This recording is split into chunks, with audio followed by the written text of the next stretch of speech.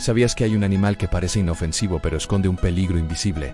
Hablemos de los ratones. Estos pequeños roedores pueden parecer adorables, pero son portadores de enfermedades que pueden afectar seriamente nuestra salud. A través de sus excrementos y orina, pueden transmitir virus como el hantavirus y la leptospirosis, que pueden ser mortales. Además, los ratones pueden contaminar los alimentos y causar alergias en las personas. Así que la próxima vez que veas uno, recuerda que el verdadero riesgo no está en su ataque, sino en lo que pueden dejar atrás. Mantente alerta y cuida tu espacio.